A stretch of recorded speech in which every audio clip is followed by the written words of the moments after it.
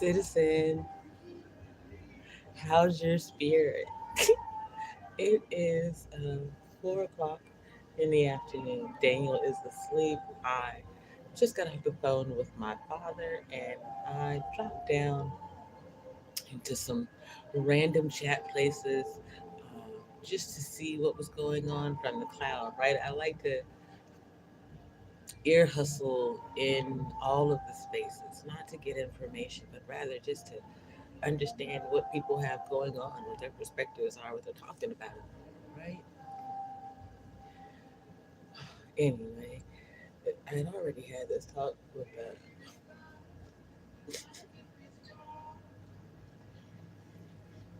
okay.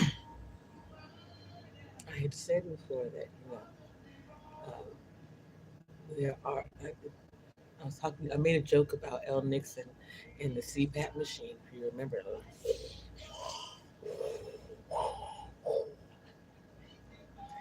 so this lady had a chat, and I'm not going to say the name of it because, in part, I am a bit tickled.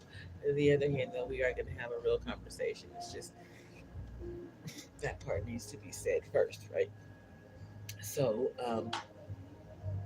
she was just, they were like, "Oh, child, my assistive device has this on it, and it's got this on it. My assistive device has this on it. It do this. It's compact. And, honey, no, yeah." Um, and it was a bit much for me, as someone who is fighting diligently to not need an assistive device in my 40s. And when I say assistive device, mostly for mobility. Um, that is why you see me doing so much when I'm on Facebook, trying to walk around in those things. I'm building back muscle and some other things. It reminds me, like I said, I talked to my dad. This space has made me come to appreciate my father in a whole new light. I mean, don't get me wrong, I always appreciated my dad. I understood um, who he was in my life, right? And then the other men around me. Uh, we were having a conversation about how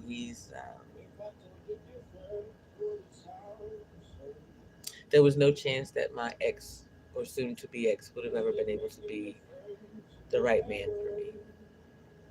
And I love Daniel with everything inside of me. I've learned to adjust my scope some. My father, my godfather, my grandfather were all amazing men.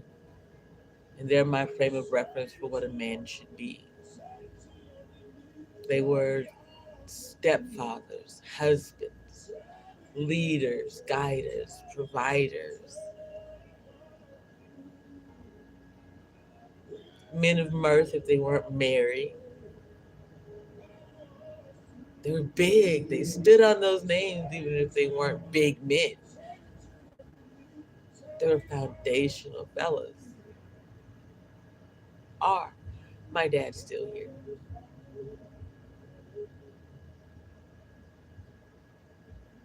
My granddad passed when I was a little girl. Not really. I was really more my middle teen years. My godfather, Adele, he passed once I was married and had children of my own, and I couldn't be there for him. I would have dropped everything. I would have dropped everything. I would have gone back to Memphis. I would have stayed in that house with him until he wasn't in that house anymore. He was an amazing man. And he loved me in an amazing way. Now my father's pushing 70. He's in Texas, and the weather's too much this last go round.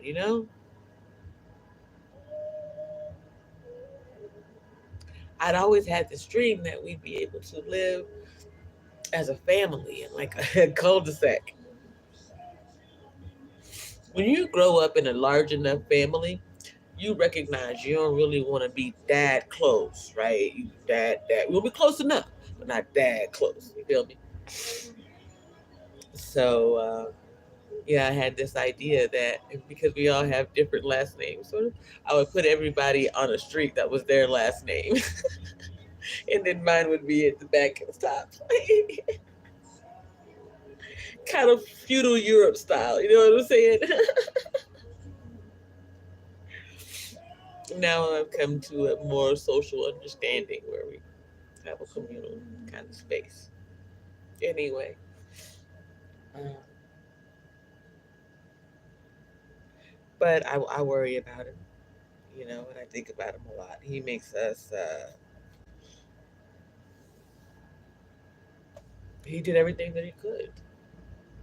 He does everything that he can, so that he's not a burden to anyone. You know what I'm saying? Uh, and I'm so thankful for that. He goes, he's like he was eating Ezekiel bread in 1997. Sooner if they had it and he knew about it. You understand what I'm saying? He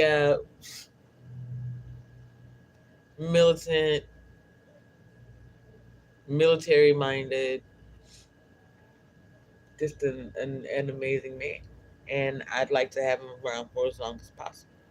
I think that he's earned the next 30 years in comfort should he choose. You know, my father didn't have any sons, so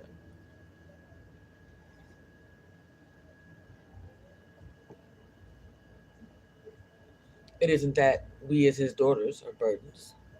Each of us has a husband, whatever the rest is, which means that we're all covered. Yet, you know, bodies are bodies, and well, before this goes, this might go. You know what I'm saying? Bodies are bodies. You got to figure out how to do. So with all this insane weather and everything that was going on, he's moving things from one floor to another. Da da da da da. It's kind of nice to come into an age where you can fuss at your parents, though, lovingly, of course. I did call him a ninja today, though. Like, you need to sit down some damn where. You're too old to be doing the stuff that you're doing. It's okay. You do not have to be mission ready. Not anymore. Oh, what was the term? High speed. You no longer need to be a high speed soldier. Go ahead and kick your feet up, chill out, relax, do the thing that you do. You know what I'm saying? So I talked to my dad, picked at him for a while. What made me call him was I was curious about. I've been hearing in these spaces folks talking about suits, and I was listening to Joe Biden talk about how spiffy his dad was, right? And I was like, huh. Thinking back through my childhood, the years that I've known my father, um, when do I remember seeing him in a suit? I don't really. He may have worn a suit to my mother's funeral, but he may have worn his uniform, and I cannot remember. You guys, that's one of those trauma things. Some things take a little longer for you to be able to access. I'm not ready to access that part, right? So I asked him. I was like, "Daddy, when's the last time you wore a suit?" "Oh, it was recently, baby." I said, "Yeah, Dad." He said, "Yeah. My aunt so and so passed. We went on up to the truck for a week and I had to wear a suit to the funeral. I was a pallbearer." I was like, "Daddy, damn."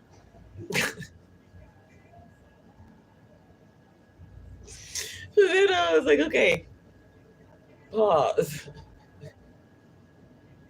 I'm sorry for your loss. I don't keep up with that part of what goes on with the family. When was the last time you wore a suit to go somewhere? Like not a wedding, a funeral, or a ball. And he was like, "Oh, baby, I don't know. I don't, I don't go outside. I don't leave the house like that. You know." And then I said, "Well, when was the last time someone bought you an outfit? I don't need no outfit, baby. Oh, it's crazy people out there. I try to stay away from the crazy people." I said, "Daddy." So I don't need no outfit. Pretty much stay in the house. I'm all right. I'm all right. I said, "Okay, Daddy. You say so." So I really just called him to chat, to chat, top it up with him a little bit. And then I told him about the job that I am still in the running for and waiting to hear about. And he was like, "Yeah, baby, you could certainly do that. Thank you, Daddy." I was like, "Yeah, it's taking a little bit more time than I thought it would. So I thought I'd call in the heavyweights, my father and his wife." And I was like, "Y'all do that metaphysical rain dance praying thing or whatever it is y'all do. Let's go ahead and get this ball rolling. I want to be working by my 40s. I want to have check in hand by my 47th birthday. You heard? Like to be honest, and I really hope that Daniel don't mind this, but to be honest, like I want to waste my first check on my 47th birthday just doing all the shit that I have not done because I was doing the right thing, because I was financially paralyzed, because a host of shit. I want to do that, and then I am off to the races, and I will be a responsible adult. I want to be able to take the advice that I have given to my sons as they have come into their mature years, or I'm sorry, their more adult years, right? Hey, you are a young man, single and free in your 20s. You about to blow some money. You, I understand that. Have a plan though. You know, I harped on to them 30, 30, 30, 10%, something. Pay yourself first, anything, everything that I understood about finance. I put it into them because their father was stealing it from me. Financial paralysis because I am married to a narcissist. There's no reason why we've been separated since 2013 and apart. We haven't slept together. Not to sign the paper. He won't. I'm prayerful. It's been 2 years since I filed for that divorce.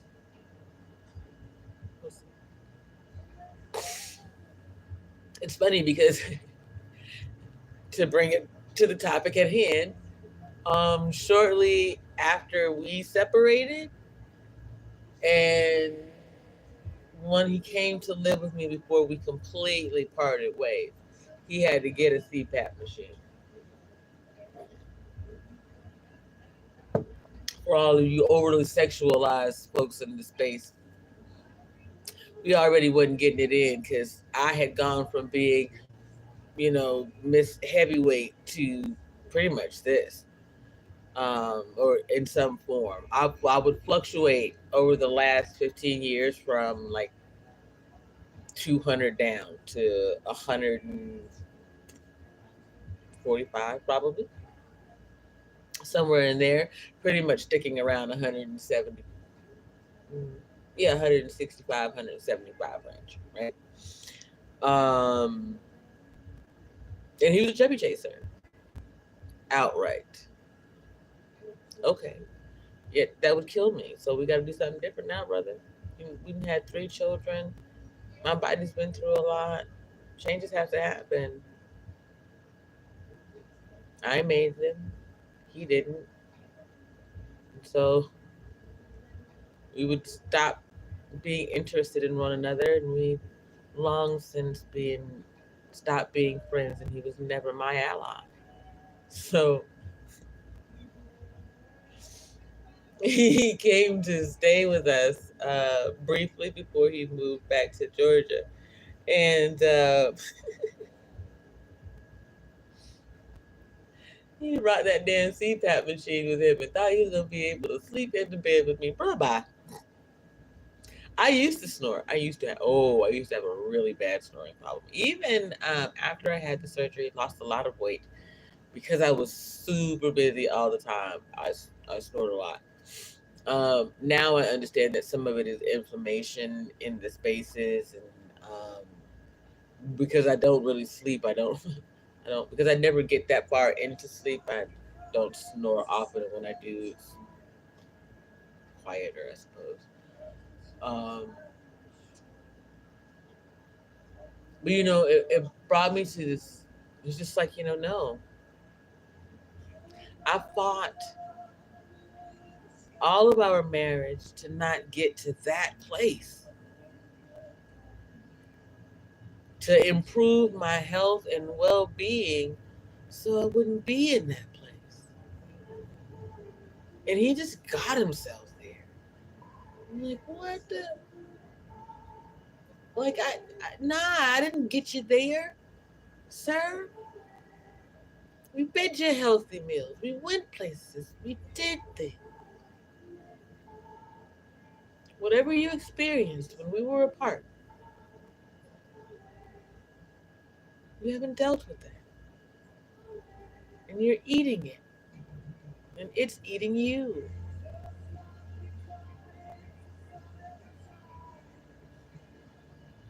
The last time I saw him, he was well on his way to being the size that I used to be. Well, he's, we're both 5'7" ish. Yeah, he was already at 200 pounds.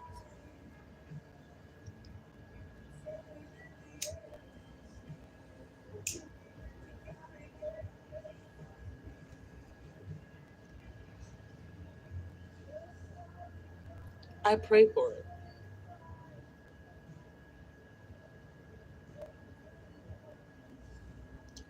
Our son's children deserve to have their grandfather around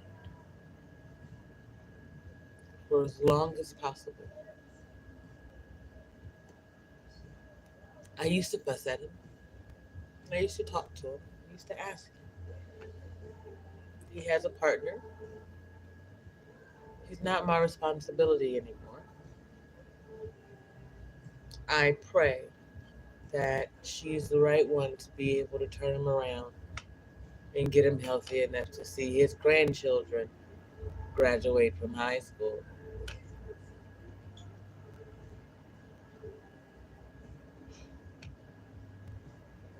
26 years of marriage is a long time. 26 years of knowing and understanding someone, recognizing the things about them, what they can change, what they can't, and what they choose not to.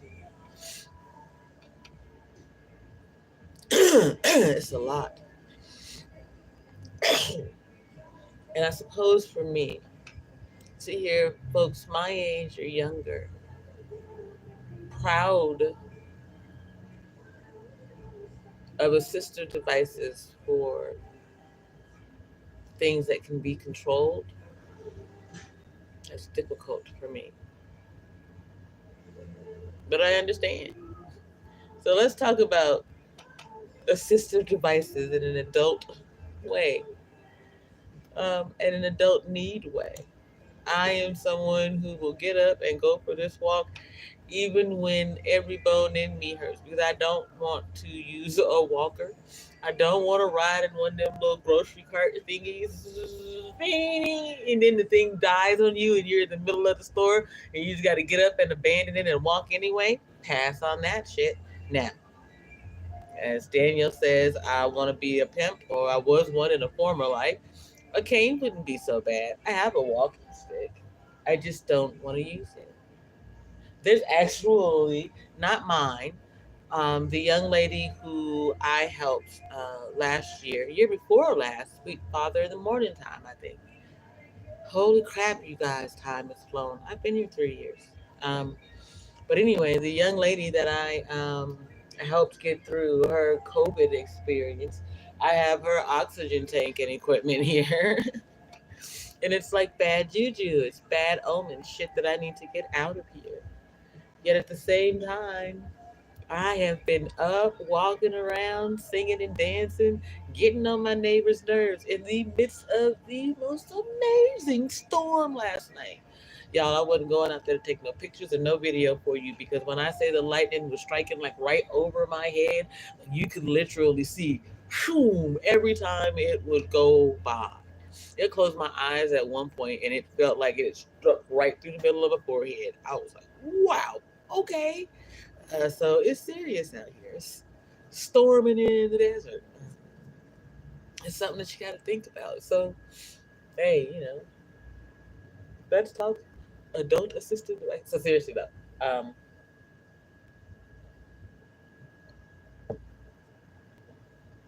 there's I don't believe that there's anything wrong in having a need for whatever it is, and stating that need, asking for the accommodations when necessary.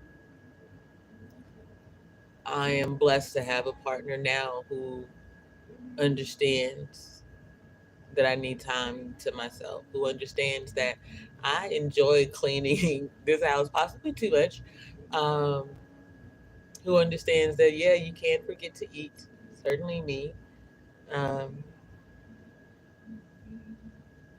and we understand each other in something different.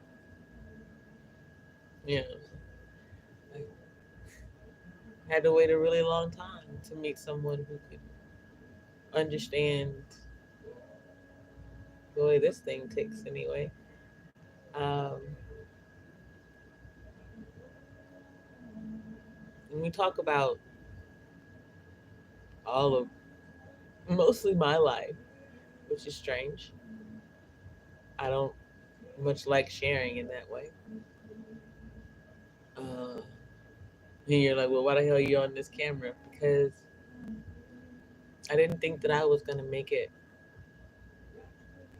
I didn't think I was gonna make it past 40, because my grandmother barely did. My mother,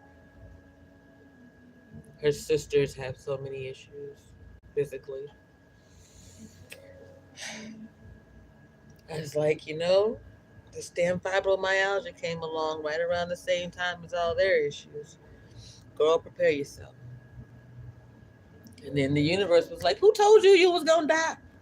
Who told you that this was all that you could take? And it was like, oh, you think this is it? Let me show you what we can really put you through.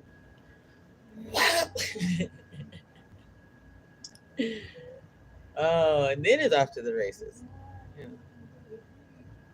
the loss of Demario, the not being able to mount even a fight for justice, the hurts and things that came afterwards, the neglectfulness of so many people, all because, oh, well, he should have, we didn't, you were there, what the hell ever, who cared?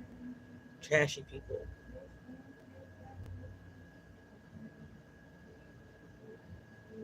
You carry that with you.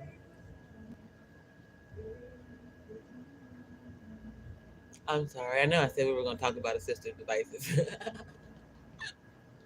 I can't get there. This space is so over sexualized enough that on my own platform, it's very difficult for me. What I was going to say about it though is, that they do have like pillows. Those love pillows that you can get at Adam and Eve and so on and so forth, that's an assistive device. Today, having headphones is an assistive device. We've got to be more cognizant about something, aware. And I wear headphones pretty much everywhere I go to protect me from the noise level in the world. It's too much. Silence is too loud at this point. I really need to get some inside, outside, some transitions lenses. I used to have some, and then when I when I went on my merry little trek back in February, I they were in that bag, and I believe that the police have my bag and all of that stuff. And Well, that's something I need to take care of. And anyway, they kidnapped me from my home. I really don't have a desire to go to the police station anytime soon or see them motherfuckers in court. Know what I mean? I realize that part of my trauma is talking about it casually and in little bits. Were I to express everything that happened to me all at one time,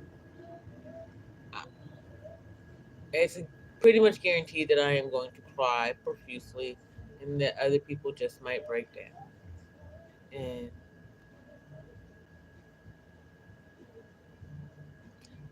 somehow I feel like that they know that these statutes of limitation, right?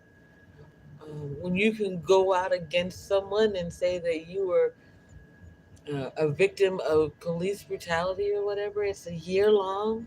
Because when you've been traumatized, it takes a certain amount of time for you to be able to work your way back from that. And I'm sure the statute of limitations is usually just under that, or right around it.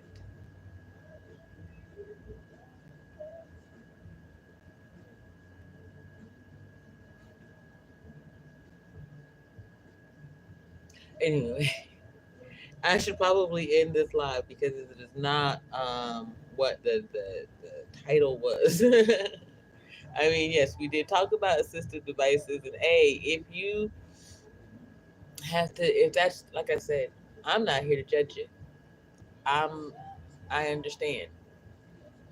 Uh, what the hell? Sorry, y'all. Touching stuff I shouldn't be touching. Um, do what you gotta do. Use what you have to use. Accept it. Proud of you for being willing to share with others. No judgment. That's not it. It's just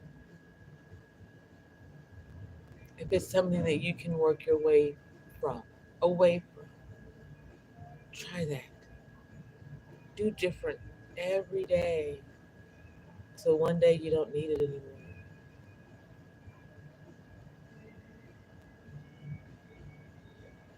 Hmm. I started out here needing $400 worth of cannabis a week. Now I'm down to 120. I've done different every day since the day that I got here. Before that, even in October, I will have been here 3 years.